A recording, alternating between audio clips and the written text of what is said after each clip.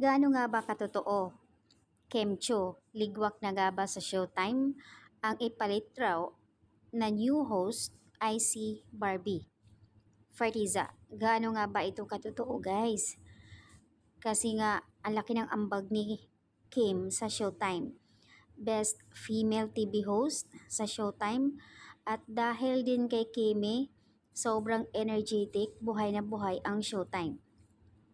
Pero not sure pa ito guys kasi bali-balita lang ito na kuno si Kimi aalisin, ang kapalit ay si Barbie.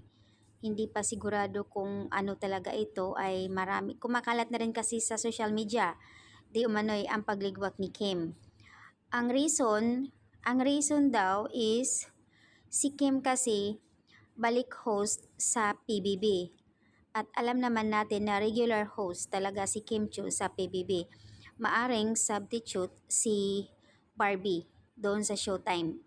Baka nga raw hindi kayanan ng time si Kim kasi naka full support sila sa PBB. Lalo na magsisimula pa lang bukas.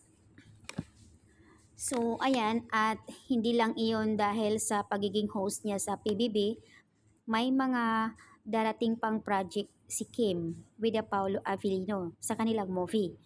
Soon, ayon kay Sir John Eric Salot. So, ayan, hindi pa confirm ito guys kung gaano katotoo, bali-balita lang ito.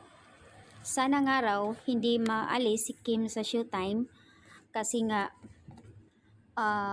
dahil siya naman talaga yung nagdadala at super buhay na buhay ang Showtime.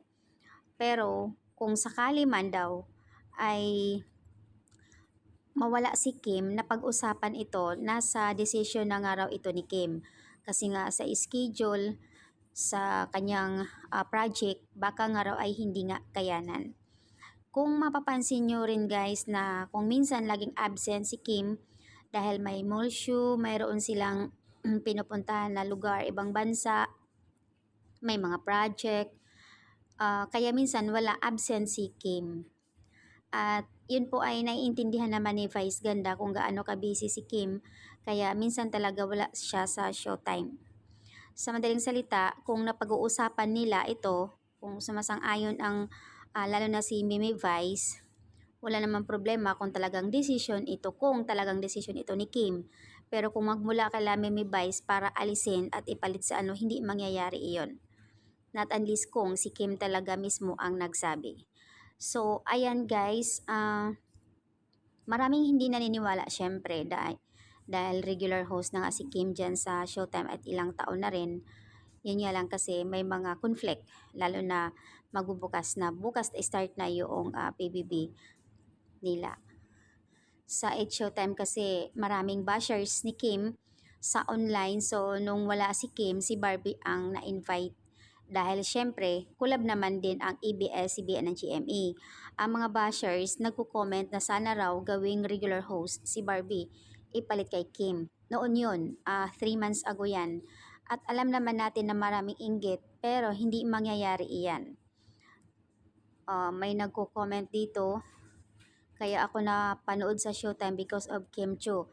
Sana hindi lang siya mapaligwak kung sakali man. Di yan siguro mangyayari ayon sa comment kasi regular host si Kim.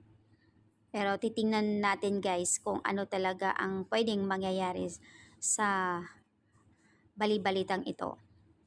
Ay dahil ayon sa comment ng iba, sobrang toxic, busy si Kim, maraming nakaabang na project, baka nga siguro wala siyang time mag-host. So ayan lang yung update guys dito, na pag-uusapan lang at kumakalat na rin sa social media kung saan galing itong mga rumors. So far wala pa naman in-announce at tahimik naman ang kampo nila Vice Ganda.